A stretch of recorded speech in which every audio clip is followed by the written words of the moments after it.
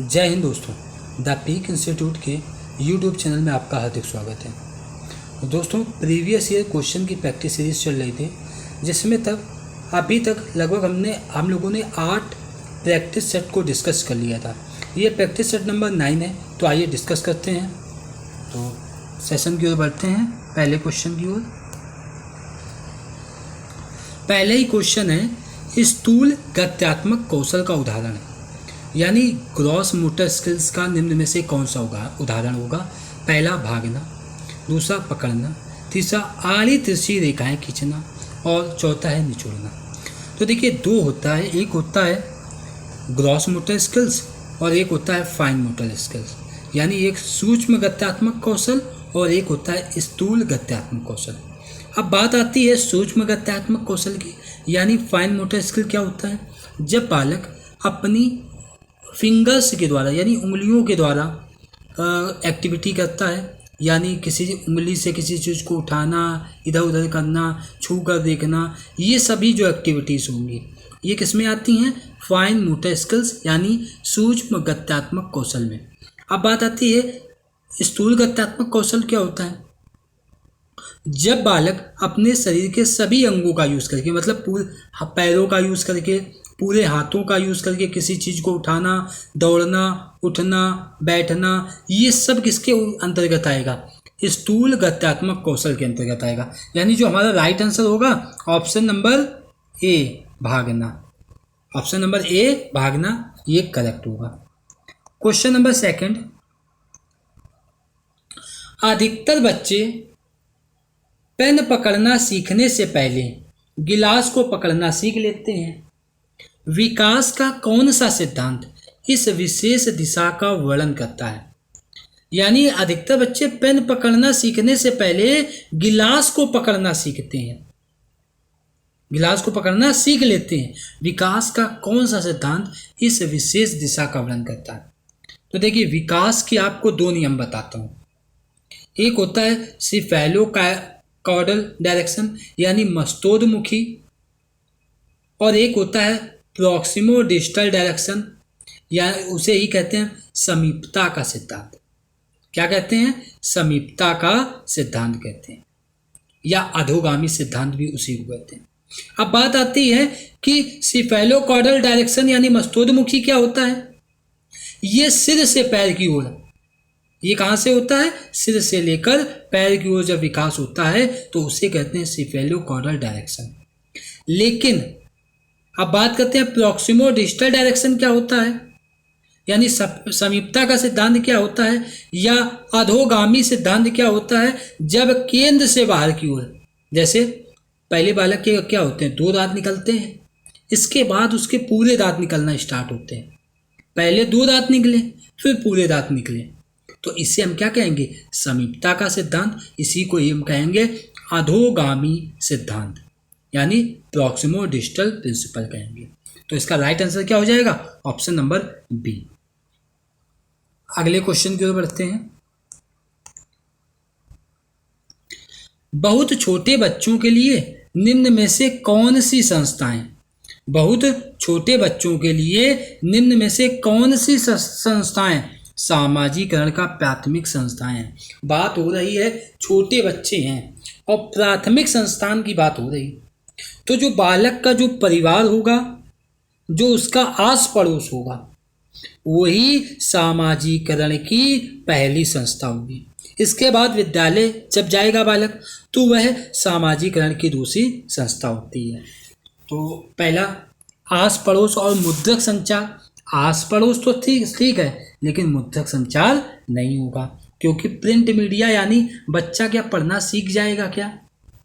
दूसरा ऑप्शन है विद्यालय और कानून। देखिए, विद्यालय तो दूसरी संस्था होती है, प्राथमिक तो होती नहीं है, द्वितीयक होती है, इसलिए ये नहीं होगा। सामाजिक धर्म नीति, तो ये तो होगा नहीं। 4th ऑप्शन देखते हैं। 4th ऑप्शन है परिवार और आस पड़ोस, ये इसका क्या हो जाएगा, करेक्ट आंसर हो जाएगा। अगले क्वेश्चन की ओर बढ़ते हैं। जीन पियाजे के संज्ञानात्मक विकास सिद्धांत के अनुसार बच्चे किस चरण में निगमनात्मक तर्क के रूप में सोच सकते हैं। यानी बालक अब फार्मूले का यूज करने लगेगा। बालक फार्मूले के द्वारा उस सवाल को सॉल्व कर पाएगा। बालक जो है प्रमेय वगैरह हो गई, इन सब का को सॉल्व करना सीख जाएगा। तो ये किस अवस्था में संभव है? संवेदी गामक में तो संभव नहीं है, पूर्व संक्रियात्मक अवस्था में तो संभव नहीं है, और मूर्त संक्रियात्मक अवस्था में भी नहीं संभव है।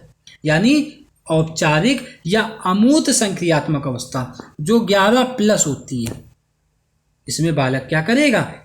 इन चीज़ों को, यानी निगमनात्मक तर्क की सोच उसके अंदर डेवलप हो जाएगी। अगला क्वेश्चन, 5 वर्षीय रीना को 2 पारदर्शी समरूप गिलास दिखाए गए, यानी 2 बराबर गिलास दिखाए गए। दोनों ही आकार में छोटे और चौड़े थे, यानी आकार में वो छोटे और चौड़े थे। दोनों में बराबर मात्रा में दूध डाला गया था, ठीक है, जिसे दिखाने पर रीना ने बराबर होने में सहमति जताई। भाई 2 गिलास हैं, दोनों लंबाई चौड़ाई सब में बराबर है और उसमें बराबर दूध भी है, तो बालिका को दिखाया गया तो वो कहती हाँ बराबर है। फिर गिलास के दूध को किसी अन्य गिलास में डाला गया जो अपेक्षाकृत क्या है? लंबा है, और संकीर्ण का मतलब पतला है। अब रीना का मानना है कि लंबे गिलास में छोटे गिलास की अपेक्षा ज्यादा दूध है। तो जीन प्याजे के सिद्धांत के अनुसार यह क्या दर्शाता है? बताइए। विकेंद्रीकरण के अभाव को दर्शाता है, जीववादी सोच को दर्शाता है, या लाक्षणिक प्रकार को दर्शाता है, या काल्पनिक निगमनात्मक तर्क को दर्शाता है? तो जो इसका राइट आंसर होगा, यानी उसके अंदर विकेंद्रीकरण का अभाव है।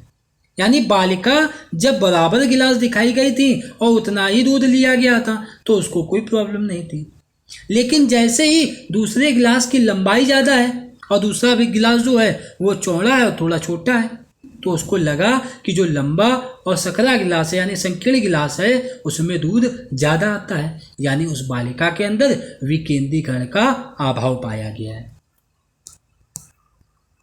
अगला क्वेश्चन, अनु का तर्क है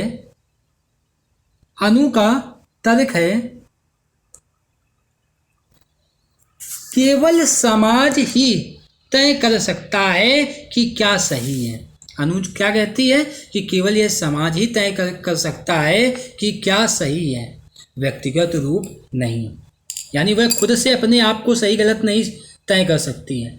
तो लॉरेंस कोहलबर्ग के नैतिक विकास के सिद्धांत के अनुसार यह उदाहरण किस चरण को दर्शाता है? अब बात आती है लॉरेंस कोहलबर्ग की। तो लॉरेंस कोहलबर्ग ने नैतिक विकास का सिद्धांत दिया है, जिसमें इन्होंने सिद्धांत को 3 चरणों में और 6 भागों में विभाजित किया है। 3 चरण कौन कौन से हैं? पूर्व परंपरागत नैतिकता, पारंपरिक नैतिकता और उत्तर परंपरागत नैतिकता। पहला जो पूर्व परंपरागत नैतिकता है इसको 2 भागों में बांटा है, यानी एक आज्ञा पालन और दंड अभिविन्यास, दूसरा है सुखवादी मन। दूसरा है पारंपरिक नैतिकता को, इसको 2 भागों में बांटा है, अच्छा लड़का अच्छी लड़की अवस्था और कानून और व्यवस्था अभिविन्यास। इसके बाद तीसरा जो स्तर है उसे कहते हैं उत्तर परंपरागत नैतिकता, इसको भी 2 चरणों में बांटा है। एक है अधिकारता और सामाजिक क्रम व्यवस्था और दूसरा है सार्वभौमिक नैतिकता। यानी तो देखिए अधिकता और सामाजिक क्रम, तो बताइए कौन सा इसका राइट आंसर होगा? यानी ऑप्शन नंबर सी इसका क्या हो जाएगा? करेक्ट आंसर हो जाएगा। ऑप्शन नंबर सी इसका करेक्ट आंसर होगा। अगला क्वेश्चन, लेव वाइगोत्स्की के विचारों के अनुसार निम्न में से विद्यार्थियों के अधिगम को पाठ प्रदान करने का कौन सा तरीका सही है? यानी पाठ का मतलब सहायता प्रदान करना, पाठ का मतलब सहायता प्रदान करना। तो बताइए कौन सा तरीका सही है? उद्दीपन के द्वारा प्रतिक्रिया को अनुकूलित करना, सभी सही जवाबों के लिए पुरस्कार देना, जरूरत पड़ने पर संकेत और इशारे देना और बिना चर्चा के सीधे जवाब देना ये तो होगा नहीं। अब पाड़ और ढांचा की बात हो रही, तो पाड़ और ढांचा का मतलब ही होता है, इसके फोल्डिंग का मतलब ही होता है कि जब ज़रूरत हो तो उसको हम क्या करें, उसकी मदद करें बीच बीच में, या उसको हम सहायता दें, उसे हम क्या कहते हैं, इसके फोल्डिंग। तो इसका जो राइट आंसर होगा ऑप्शन नंबर सी, यानी ज़रूरत पड़ने पर संकेत और इशारे देना चाहिए। क्वेश्चन नंबर 8 है, लेव वायगोस्की ने निम्न में से किसे बढ़ावा दिया है? आप बताइए। यहाँ आप टैग वर्ड का जो वीडियो मैंने आपको अवेलेबल करा दिया है, तो आप टैग वर्ड भी जाकर देख लीजिएगा, वो भी पैडागॉजी के लिए काफ़ी हेल्पफुल रहता है। तो पहला ऑप्शन है कंठस्थ करना, कंठस्थ स्मरण पर जोर देना, तो ये तो ऐसे ही गलत हो जाएगा। दूसरा है सहयोगात्मक अधिगम, एक दूसरे का क्या करना, सहयोग करना। और सामाजिक अंतःक्रिया भी इसी से रिलेटेड है।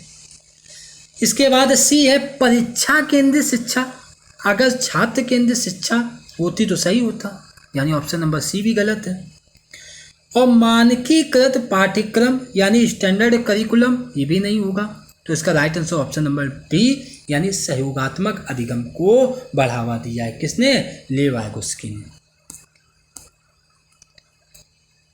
क्वेश्चन नंबर 9 है, एक प्रगतिशील कक्षा में अधिगमकर्ताओं को किस तरह समझा जाता है?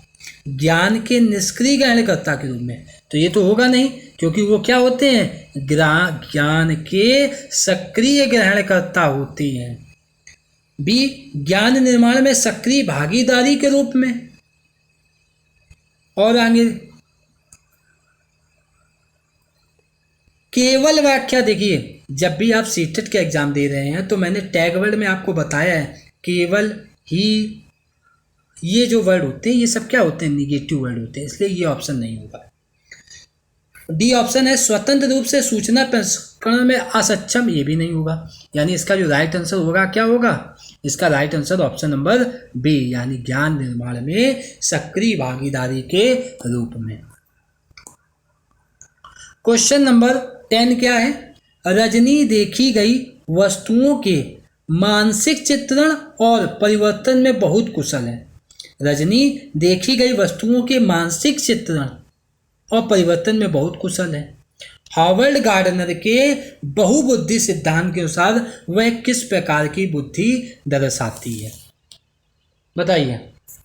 तो देखिए रजनी क्या कर रही है कि वो चीज़ों को देखकर उसका मानसिक चित्रण कर रही है, यानी उसकी पिक्चर अपने दिमाग में बना रही है। तो दृश्य चित्र और पैटर्न बनाने का जो कौशल होता है ना, ये किसके अंतर्गत आता है, स्थानिक कौशल में। अब स्थानिक कौशल के क्या क्या एग्जाम्पल होंगे, जैसे आर्किटेक्चर हो गया, चित्रकार हो गया, इंजीनियर हो गया और डिजाइनर हो गया, सर्जन, पायलट इत्यादि जो होते हैं, ये किसके अंतर्गत आएंगे, स्थानिक बुद्धि के अंतर्गत, यानी ऑप्शन नंबर सी हमारा क्या हो जाएगा, राइट आंसर हो जाएगा। अगला क्वेश्चन, क्वेश्चन नंबर 11।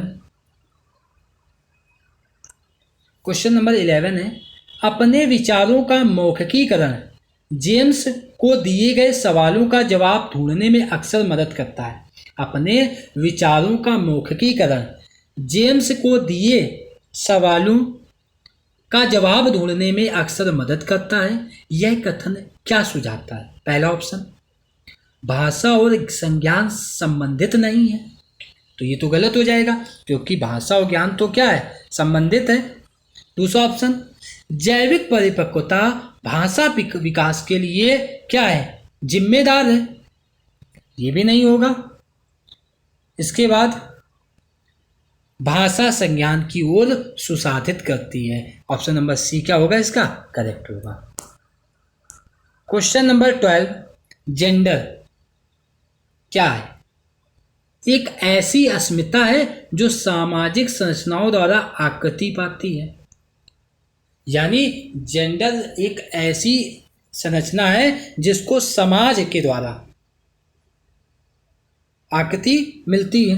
तो बिल्कुल सही है, समाज ने ही जेंडर को क्या किया है, क्रिएट किया है, कि लड़के पैंट शर्ट पहनेंगे और लड़कियां फ्रॉक जीन्स वगैरह पहनेंगी। तो ये सभी जो भी अवधारणाएं हैं ये किसने, समाज ने ही तो इनकी संरचनाओं को निर्मित किया है। यानी इसका जो राइट आंसर होगा option number A. Question number 13, विभिन्न सामाजिक, आर्थिक और सांस्कृतिक पृष्ठभूमि के बच्चों से युक्त कक्षा में विविध पाठ्यक्रम होने से सभी छात्रों के सीखने के अनुभव क्या होते हैं, समृद्ध होते हैं। यह कथन है, बताइए। पहला ऑप्शन सही है, क्योंकि बच्चे अपने साथियों से कई कौशल सीखते हैं, तो बिल्कुल सही है। यानी बच्चे जो होते हैं वो उनके जो साथ के एज वाले होते हैं, यानी पीयर ग्रुप के जो लोग होते हैं उनके साथ क्रिया करके अच्छी तरीके से क्या करते हैं, सीखते हैं।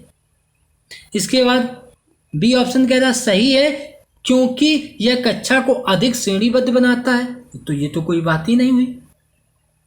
गलत है, क्योंकि इससे अनावश्यक प्रतिस्पर्धा होती है, ये भी गलत होगा। गलत है, क्योंकि यह बच्चों को भ्रमित कर सकता है। भ्रमित क्यों करेगा भाई, यानी ऑप्शन नंबर ए इसका करेक्ट आंसर होगा। क्वेश्चन नंबर 14, अधिगम के लिए मूल्यांकन किस प्रकार का होना चाहिए। यानी अधिगम के लिए जो मूल्यांकन हो वो कैसा होना चाहिए। संदर्भित करने वाला होना चाहिए, मानकीकृत होना चाहिए, मानदंड संदर्भित होना चाहिए, या अध्यापक अभिमुखी होना चाहिए। तो देखिए, अधिगम के लिए जो मूल्यांकन है वो संदर्भित होना चाहिए,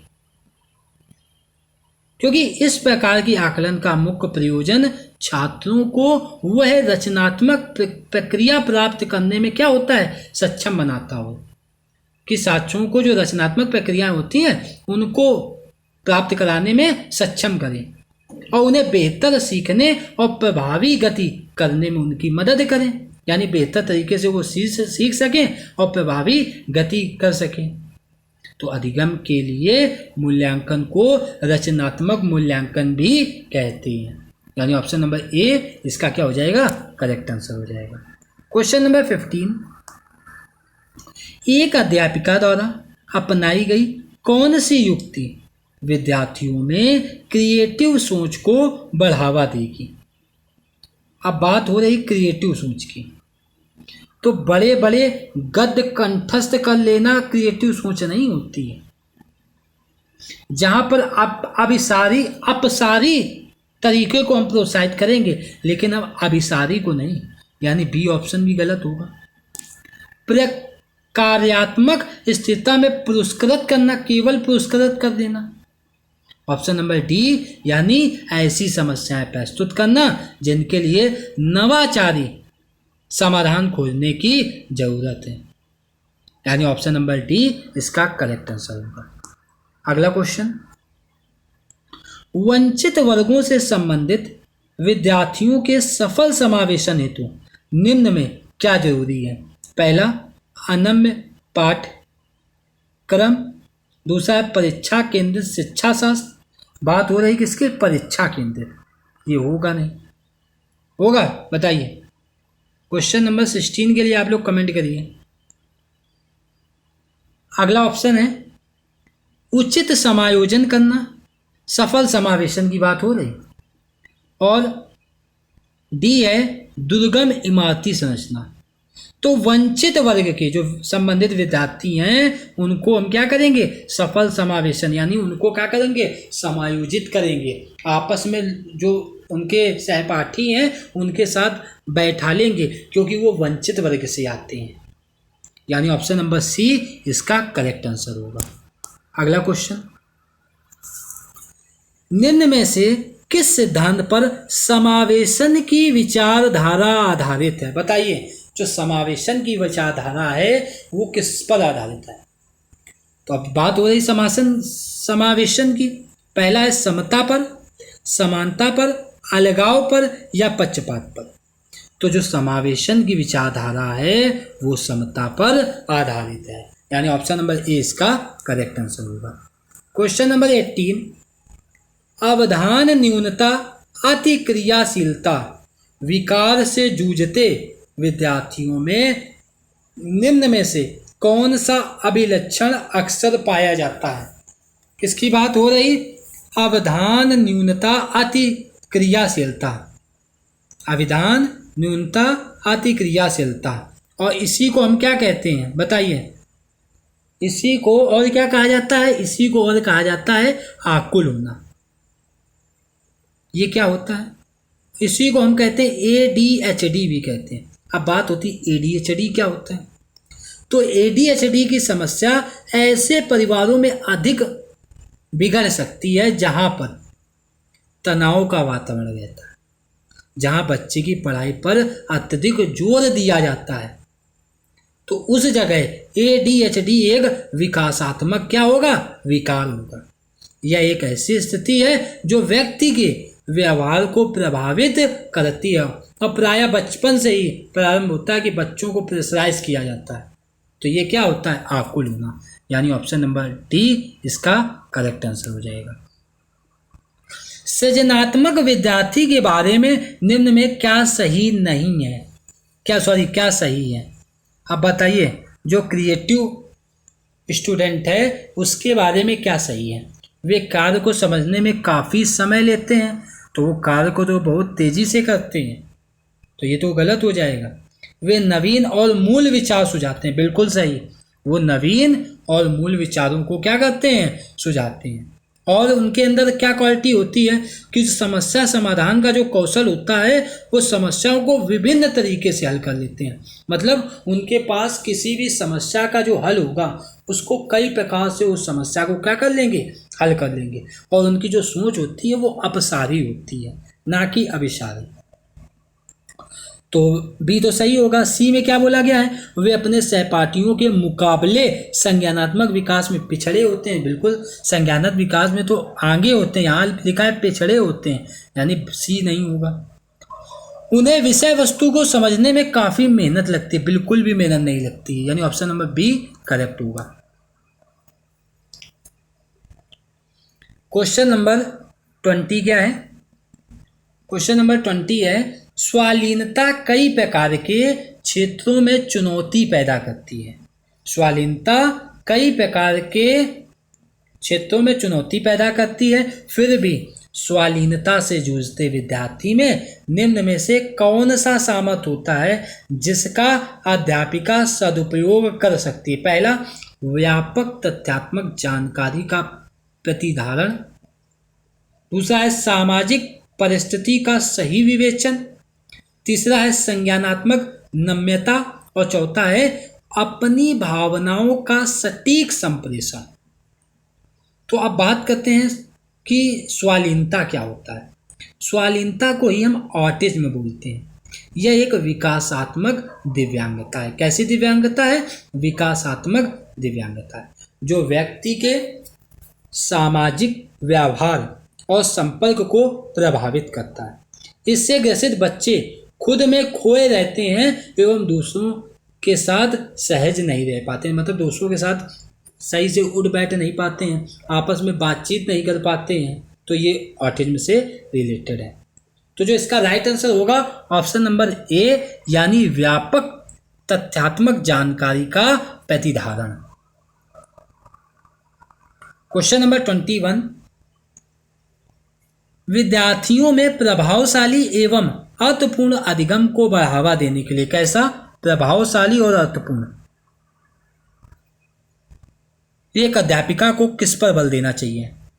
देखिए, टैग वर्ड पे आइए। हमने आपको टैग वर्ड का एक वीडियो शेयर किया हुआ है जो आप देख सकते हैं। तो पहला क्या है? कंठस्थ और स्मरण करना। तो कंठस्थ निगेटिव सेंस देता है। विद्यार्थियों में प्रतिस्पर्धा की भावना को बढ़ाना, ये भी गलत है। व्यवहार के अनुकूल के लिए, ये भी गलत होगा। राइट आंसर क्या हो जाएगा? पाठ सामग्री को वास्तविक जीवन संदर्भ से जोड़ने के लिए, यानी वास्तविक जीवन से जोड़ा जाए। और ये टैग वर्ड में पॉजिटिव सेंस देता है, तो इस हिसाब से आप इसको भी करेक्ट कर सकते हैं। तो आपके लिए टैग वर्ड का जो वीडियो काफ़ी यूज़फुल रहेगा, इसलिए उसको ज़रूर देख कर जाइएगा। तो आपको वीडियो में मिल जाएगा, आप चैनल में जब सर्च करिएगा तो वहाँ पर आपको मिल जाएगा, टैग वर्ड से रिलेटेड वीडियो है, लगभग 9 से 10 मिनट का वीडियो है, तो उसको ज़रूर आप देख कर जाइएगा, जिससे आपके पेडागॉजी में 15 क्वेश्चन आते हैं पेडागॉजी के, तो आपके मैक्सिमम क्वेश्चन आपके क्या होंगे, करेक्ट होंगे। क्वेश्चन नंबर 12, निम्न में से कौन सा उपागम विद्यार्थियों के ज्ञान अर्जन की योग्यता को कमतर आंकता है। योग्यता को कैसा आंकता है, कम आंकता है। तो खोजी अधिगम ये तो ज़्यादा आगे आंकेगा, सहयोग अधिगम ये भी ज़्यादा आंकेगा। अब ये देखिए, हमें कमतर आंकना यानी हमें निगेटिव सेंस चाहिए। खोजी अधिगम पॉजिटिव सेंस दे रहा, सहयोगात्मक अधिगम ये भी पॉजिटिव दे रहा, और सहज अनुमान लगाना ये भी क्या है, पॉजिटिव। लेकिन निष्क्रिय रूप से नकल, ऑप्शन नंबर डी इसका करेक्ट आंसर होगा। कथन दिया गया है, किसी नए संप्रत्यय को पढ़ाने के समय एक अध्यापिका को विद्यार्थी के पूर्व ज्ञान को सक्रिय करना चाहिए, यानी पहला तो करेक्ट है। अधिगम अधिक प्रभावशाली होता है जब विषय वस्तु की जानकारी को संबंधित तरीके से होती तो सही था। यहाँ बोला असंबंधित खंडों के रूप में प्रस्तुत करना, यानी गलत है। यानी कथन तो सही है लेकिन तर्क गलत है, यानी ऑप्शन नंबर सी इसका करेक्ट आंसर होगा। अगला क्वेश्चन,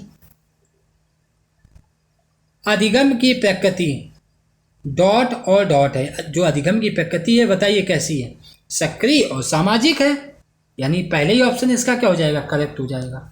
अगला क्वेश्चन, निम्न में से कौन सी युक्तियां समस्या समाधान के लिए प्रभावशाली हैं। पहला, स्मृति सहायक विधियां, जो स्मृति यानी माइंड के लिए जो सहायक हो, पहला सही है। दूसरा, अन्वेषण, ये भी सही होगा, यानी अन्वेषण भी क्या होगा, करेक्ट होगा। इसके बाद है प्रक्रियात्मक स्थिरता, यही गलत होगा। और डी, कलन विधि, यानी फर्स्ट, सेकंड और फोर्थ, यानी ऑप्शन नंबर डी इसका करेक्ट आंसर हो जाएगा। अगला क्वेश्चन, कथन दिया गया है, एक अध्यापिका को विद्यार्थियों को अपने विचार साझा करने के लिए प्रेरित करना चाहिए, चाहे वो विचार भ्रांतियां ही क्यों ना हो।